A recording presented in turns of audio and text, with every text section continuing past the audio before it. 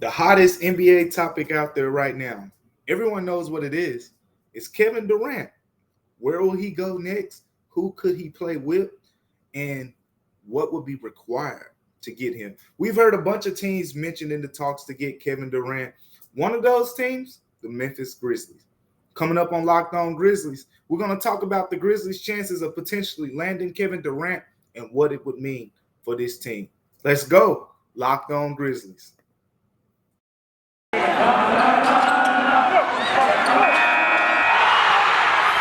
are Locked On Grizzlies, your daily Memphis Grizzlies podcast, part of the Locked On Podcast Network, your team every day.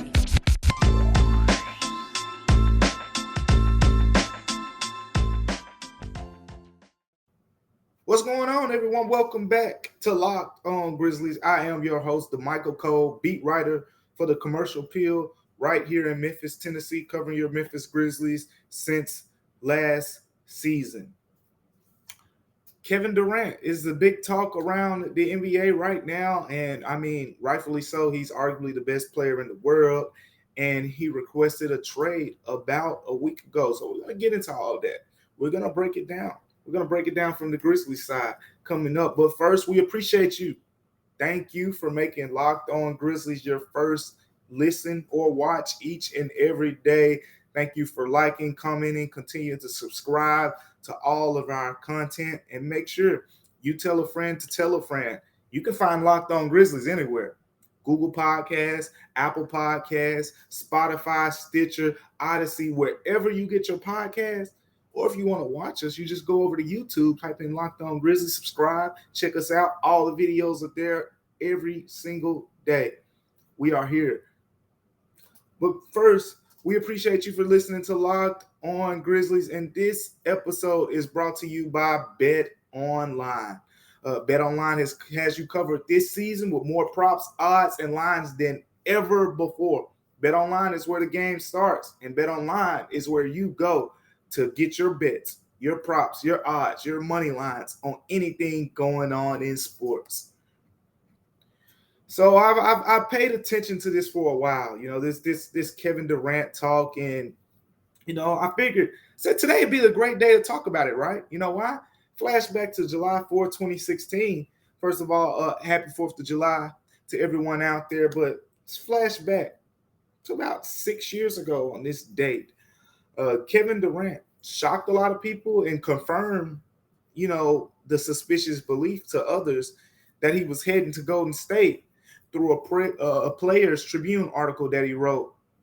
And, the rest was history, as they say. He went to Golden State, 3 seasons, 2 championships, went to a third, but, injuries kind of derailed them in that run against the Raptors. But it was arguably the best or one of the best teams we have ever seen, suited up and just make the game look as easy as they did. Steph Curry, Draymond Green, Klay Thompson, Kevin Durant, a younger Andre Iguodala. I mean, it was a scary sight. It's a scary sight. They ran through the NBA for a couple of seasons, and, injuries plagued them in that third run, but that was it was a big deal. And, people have questioned whether Kevin Durant's legacy is justified, being that, he had to go to the team in which he lost to the previous season, 2015 Western Conference Finals. The Thunder blew a 3-1 lead to the Golden State Warriors, and the Golden State Warriors went on to win the championship.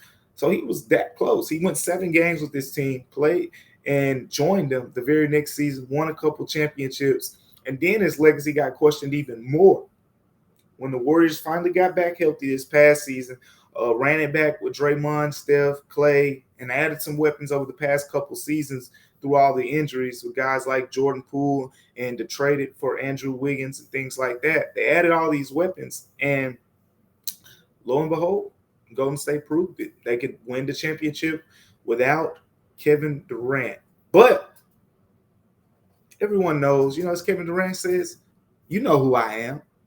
You know who I am, right? It's one of his most popular quotes. He's Kevin Durant. You can question, his championship legitimacy and all of that, but at the end of the day, Kevin Durant is one of the best players in the NBA right now. He's one of the best scorers ever. And he has 4 years left on a massive contract extension that he signed last season. That is the whole caveat in this situation. Yes, Kevin Durant is 33 years of age. Yes, but he plays at such a high skill level, and he has 4 years left on his contract. This is a very unique situation. So we're going to talk about, Kevin Durant's situation, but we're going to talk about player empowerment first. Because why is this even a thing, right? A player just signed an extension last season, already requesting a trade. Here's the thing. The NBA, I remember I talked to Adrian Wojnarowski about this. It was sometime during the season last year, and we were just talking about player empowerment and just how the NBA has changed so much in the fact that some players in certain situations will sign an extension with a team. Not saying this is what Kevin Durant did, but this is where the level of player empowerment has gone. Some players will sign extensions knowing that, hey, one day they could request a trade, or if they get unhappy, they'll leave the situation, and they'll request that trade after signing that extension with the team that they're currently playing for. Because if you sign an extension with a team that has your bird rights, they can offer you, in most cases, 50, 45% more money than other situations. Take, Ja Morant's recent extension, for example. I think the closest any other team could have got to paying him the, $191 million if, he were to take said offers next offseason, would project to be around 30, 40 million shy of that. So it's a big deal. Sign up with a team that's currently held on to you for, has your bird rights, sign the extension, maximize your money, and then say, hey, I don't want to be here. And, you may say, well, they don't have to under that. You signed a contract, right?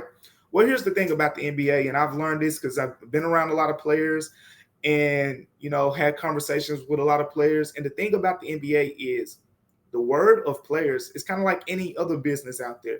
The business world is small. It's small. And the NBA business is small. Players they pay attention to how other players are treated. For example, let's say Steph Curry requested a trade from Golden State right now. If Golden State doesn't honor that request, other players in the NBA may look at them a little bit different. Or if he requests a trade specifically to the Grizzlies and Golden State says, they get bitter and they say, hey, we're going to ship him to, the worst team in the NBA.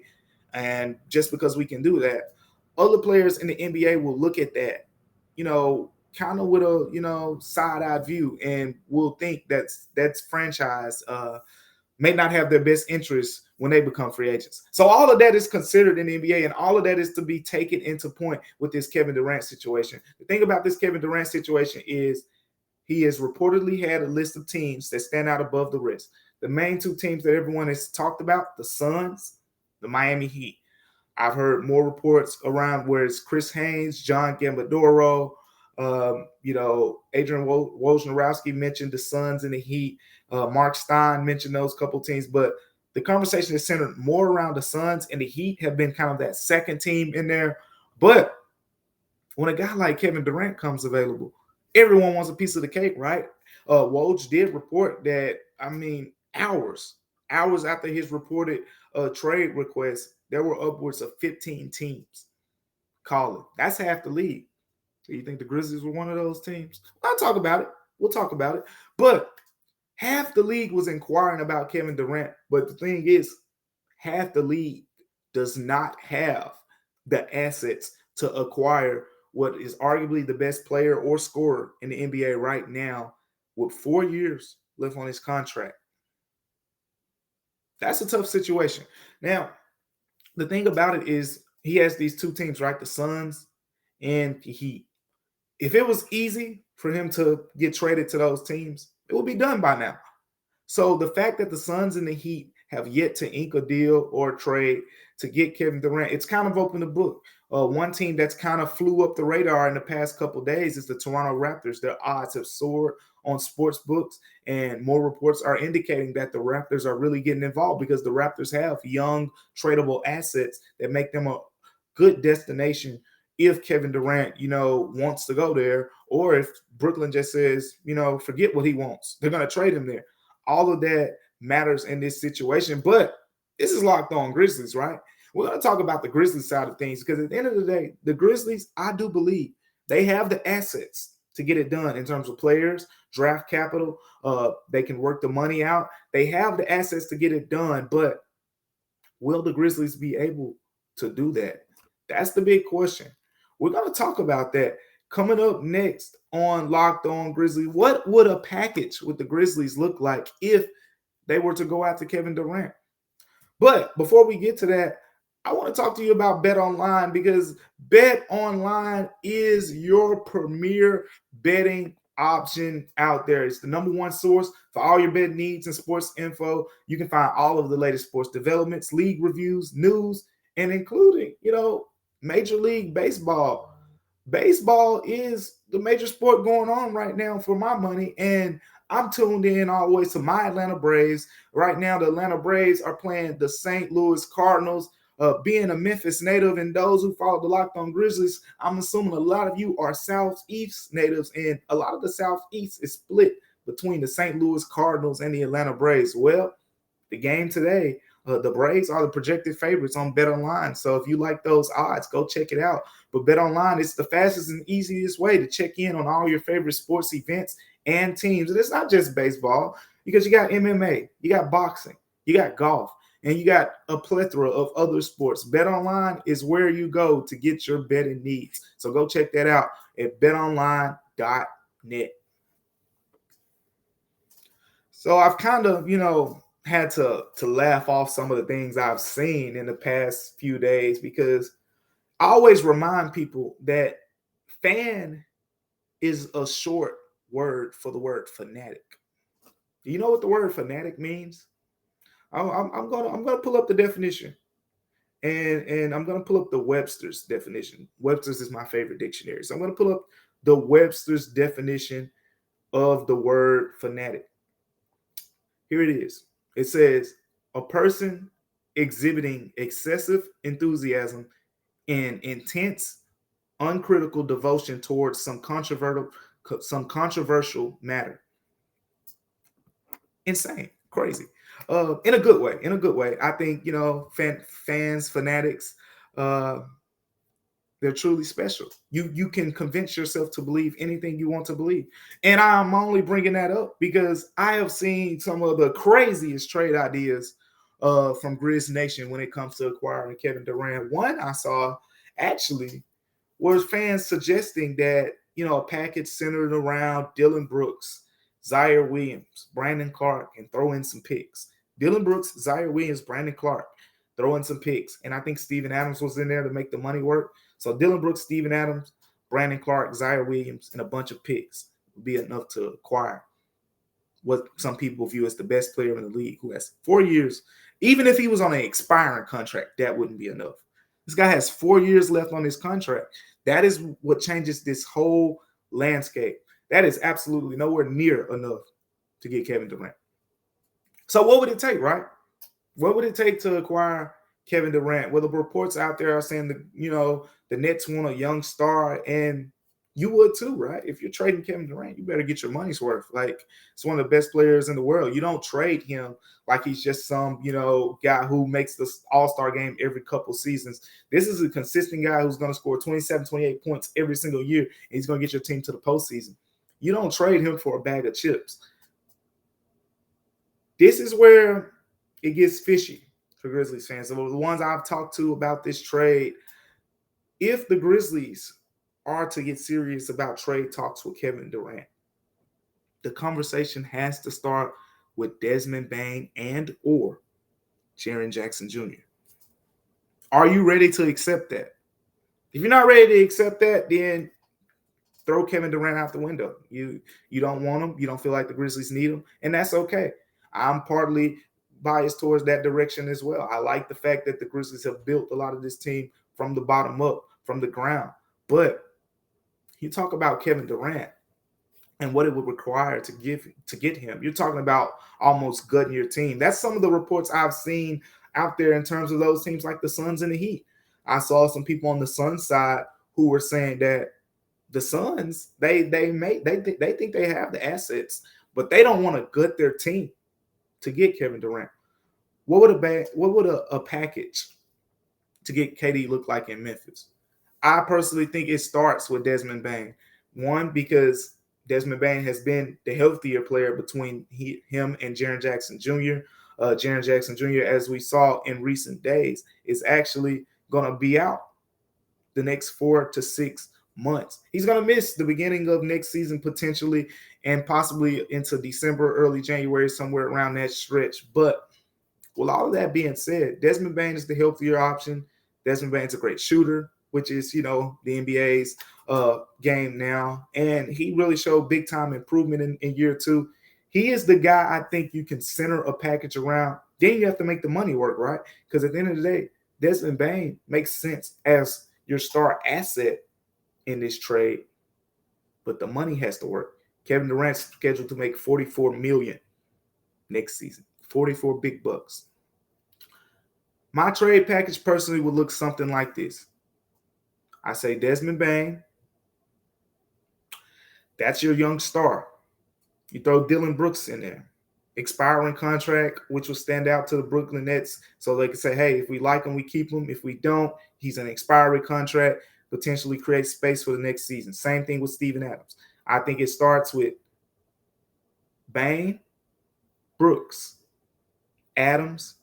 You got to throw another young asset in there. We talked about this. They want one young star asset, and they want another player who they feel could be a star. I think Zaire Williams is the other guy you have to throw in the trade.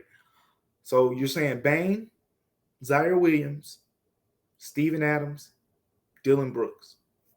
Those are your players. That doesn't include the plethora. We just think about it. We just saw Rudy Gobert. You think this is too much? Because some of you may say, no, this is way too much. Well, look at this. Rudy Gobert just got traded to the Minnesota Timberwolves for four unprotected first-round picks. That's Rudy Gobert. This is an all-time great defensive center, but this is a guy we also saw in the playoffs, the small ball Clippers. He couldn't, score 20 points on them per game, and that's what you would expect of an all-time great center. But point being, if Rudy Gobert commanded that, Kevin Durant is probably going to take four or five unprotected first-round picks plus swaps on top of Desmond Bane, possibly Zaire Williams, possibly Dillon Brooks and Steven Adams, to make the money work financially. I think Dillon Brooks and Steven Adams are somewhere at around $30 million tied in together for next season. So that is my ideal trade package. Be sure, in the Locked On Grizzlies comments, if you think that package is something you're willing to do, let me know in the comments. We'll probably go further into this on future Locked On Grizzlies episode, depending on how things play out over the next couple of days. But if the Grizzlies are to do this, you're risking gutting your roster. You're risking, saying, hey, we built all of this. Now we're ready to cash them in. Now, some franchises like that. We the couple of other teams we've mentioned, Miami Heat, they build a lot of their players up with the Heat culture and things like that, and they make some big splashy trades. They went out and got certain guys in the past who have really taken them to a next level, signing trades for guys like LeBron James, Chris Bosh. They got Jimmy Butler through free agency and all these players. And then there's, the Suns team that I mentioning these two teams because these are the teams that have been mostly linked to Kevin Durant. I think on the Suns side of things, it came out recently that James Jones actually said, hey, we don't care too much about the draft. We don't care to develop players through the draft. He didn't think it's a successful way of building a team, even though the Golden State Warriors and Boston Celtics, to a degree, just proved that theory wrong. But point being, the Grizzlies are in a great situation in terms of they can build this team through the draft the way they've done and continue to say, hey, we're going to go at it. We're going to take plenty cracks at it. You wonder, the thing about this is the Grizzlies are young, and people will say, hey, they can take 5, 6, 7 more runs at it with this young squad. It's partly true. That's partly true. What's also true is probably not going to take 5, 6, 7 runs with this same exact young squad, because if these guys all progress to the degree that Grizz Nation and the fans want to see these players become, you're not going to be able to keep all of them. So you say 5 to 7 years of the same squad. You're saying 5 to 7 years of potentially 3 or 4 guys in a core. A lot of Golden State Warriors. Draymond Green, Steph Curry, Klay Thompson, and Andre Iguodala to a degree. But those 3 guys in particular, Steph, Klay, Draymond, they were there in the beginning, 2015 at the beginning of the run, but everything around them on the roster kind of evolved because some guys got paid. Some guys, went to different teams, and also they traded players, to get a guy like Kevin Durant. So with all that being said, the Grizzlies are in an interesting situation where they could pull the trigger. Do I think they should pull the trigger? We're going to talk about that coming up next on Locked On Grizzlies. But before we get to that, let's talk about some other ways. We're talking about team building. Let's talk about how you can build your car, and that's through Rock Auto, because a lot of people, I know you're out there, you're paying 30, 40%, 100%. You're paying these big prices at some of these chain stores, or you're going to these car dealerships where you can get the same things from a place like Rock Auto at a much more affordable rate. I'm talking things like brake parts, tail lamps, motor oils, new carpet, whatever you need. Rock Auto has you covered. Well, how do you do that? You go to rockauto.com right now and see what parts they have that fit your needs. All you have to do is write Locked On in the How Did You Hear About Us section, and you go over there to Rock Auto, get those amazing selections with the reliably low prices. All the parts you will ever need, Rock Auto. So this Kevin Durant talk, we've talked about, what would he do for Memphis? And the trade package that would be required. We talked about, just all the landscape of everything that's going on right now. He's requested this trade. It's actually July 4th today, which is the day he landed in Golden State 6 seasons ago. But the question now is, one, should the Grizzlies do it? And the secondary question to that is a player like Kevin Durant, 33 years old, 4 years left on his contract, while you have the second youngest team in the NBA. Is Kevin Durant worth gutting, taking away most of your core, your chemistry, one of the closest teams in the NBA? Is Kevin Durant worth it? The Grizzlies didn't have a player over 28 years of age last season. Kevin Durant's 33. You're talking about a completely different presence in the locker room. Is it worth it? Depends on how hungry you are for this, this whole championship thing. But I'll throw in, I think the Grizzlies should side on the side of caution on this one. And I'll say it like this. One, I think with Ja Morant and Desmond Bane, you have the perfect backcourt pairing in terms of you have one of the best shooters in the league in one position, and you have one of the best downhill attackers. It's a perfect pairing, right? That's like peanut butter and jelly. Ja Morant and Desmond Bane will be able to play well off of one another for the foreseeable future. And I wouldn't want to break that duo up. That is a duo that you create on the games. If you have one guy who's attacking downhill, you want the other guy who's a great shooter in your backcourt. The Grizzlies have that. Don't mess that up.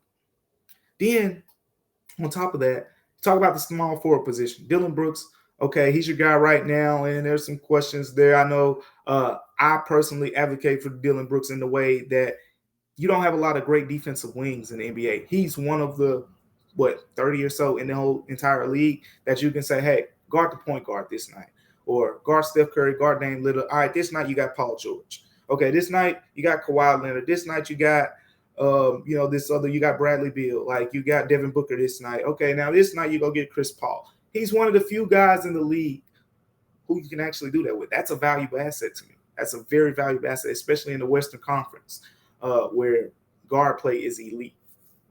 But point being here is you have your backcourt in place. Dillon Brooks, I think, is valuable, but you have Zaire Williams, who is emerging. You see how Zaire Williams plays throughout this season, and then you project what you want to do at the small forward position. Zaire Williams is about to go into summer league. We're going to talk about that on upcoming Locked On Grizzlies episode. He has a chance for a really big offseason. I've talked in the past about him working out with Ja Morant this summer, working out with Desmond Bane this summer. They've really been locked in the gym. And it's a big deal. We'll see how it turns out. But power forward position, you have Jaren Jackson Jr., you have your guy there. You're locked in at that position as well. And then center, you have a young guy in Brandon Clark. You have Steven Adams, who has come in, as we saw last season in that Golden State series, really made a big impact. And think about the Minnesota Timberwolves recently traded. We mentioned it earlier that they acquired Rudy Gobert. So they're going to play Karl-Anthony Towns at the 4, Rudy Gobert at the 5. Good thing about that from the Grizzlies side of things is now the Timberwolves play the Grizzlies. You don't have to take Steven Adams off the court because he'll be guarding Rudy Gobert. And Rudy Gobert is not going to play Steven Adams off the court a la Karl-Anthony Towns. So that's the good side of it for Memphis from that perspective. So that series next season would look drastically different if they were to play again because the Timberwolves traded away a lot of defense and athleticism, and Steven Adams would be on the floor instead of sitting on the bench, taken out of the rotation and whatnot. But the Grizzlies, I think the fact that they lost DeAnthony Melton and Kyle Anderson also plays into this. Is into why I say you do not trade for Kevin Durant. Those are two of your best players off the bench. We've talked about the Grizzlies bench all season. What made the Grizzlies bench especially special this past season? They had a firm identity. DeAnthony Melton, top 10 in the NBA in deflections. Crazy good hands. Kyle Anderson, also some of the best hands I felt like between a combo 3-4 in the entire league. And emphasis on the combo 3-4 because now that Jaren Jackson Jr. is hurt, who would have been that guy that would have seamlessly stepped into that role at power forward? It would have been Kyle Anderson. Now, who's going to play that role? No one knows. I asked the question on Twitter one day, and I saw people saying David Roddy. I saw people saying Jake LaRavia. I saw people saying a potential free agent. Shoot, I even saw people saying Dylan Brooks was going to downsize and play power forward. I've seen it all, but no one knows because Kyle Anderson is gone. So those two guys aren't here anymore that I just mentioned. Kyle Anderson, DeAnthony Melton. Your bench, they acquired prospects who could potentially fill those roles. I mentioned Jake LaRavia. I mentioned David Roddy. They've acquired those guys. And then, of course, Kennedy Chandler as well through the draft. You re-signed Tyus Jones, another huge piece. Then you have guys like John Conchar, Killian Tilly. They have players on this roster who can play in those roles. But the bench right now is currently projected, I would think, minus Kyle and DeAnthony, they're going to have to create a new identity. It's not going to be that same havoc-wreaking team that forced Golden State into all those 20-plus turnover games and caused all those steals and things like that. It's going to be a little bit different looking. That's going to take some time to get used to. The Western Conference is going to be super competitive next season, so taking time to get used to things is probably going to be, the difference in being a 2 seed and a 5 seed in the West. But that's why I think the Grizzlies are in a special position where you ride this thing out. Ja Morant just signed his extension. It doesn't kick in until next season. This is the first year where Jaren Jackson Jr.'s extension will kick in. Then you also have to extend Desmond Bane next season. I think that's your core right there. And potentially how Zaire Williams plays. Then after that season, you're going to have to, talk about extending him if, he is the player who I think he is and who he will become. But with that being said, there's your core 4, I would say, right there. Ja Morant, Desmond Bane, Zaire Williams, Jaren Jackson Jr. The question is that enough to bring a championship to Memphis? Time will tell. Based on what we saw last season, I think that core, as they develop, as Ja and Bane continue to play together, as Jaren and Ja get on the court and, play off of each other a little bit more better, as Zaire Williams gets bigger, gets stronger, and just continues to get more confident with his game, I think that's a core that could really do some nice things. So you have your core in place in Memphis. Ride it out with that core. Build around that core as they're doing now with the picks that they recently acquired. And I think you're in a great situation if you're the Memphis Grizzlies. You trade for Kevin Durant. Yes, you are automatically a championship contender off of the fact of a potential core of Ja Morant getting downhill, Kevin Durant, and Jaren Jackson Jr. when he's healthy, and whatever pieces you keep around that, and you're probably going to add some shooting, you're automatically a championship contender. But the thing about gutting your roster for these players, I'm not a big fan of it because this is not NBA 2K where you can just turn the injuries off.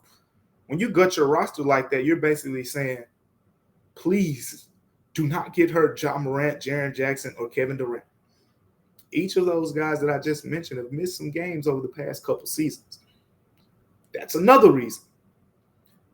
If Kevin Durant gets traded here and misses 2 weeks, you're talking about a Grizzlies roster that went from legitimately, when they missed guys, you didn't see them miss a beat last season, to, if Kevin Durant goes down, they probably drop to the bottom tier or not close to it, the bottom tier of the elite teams. We're talking maybe 8th, 9th seed playing level, and that's a big difference.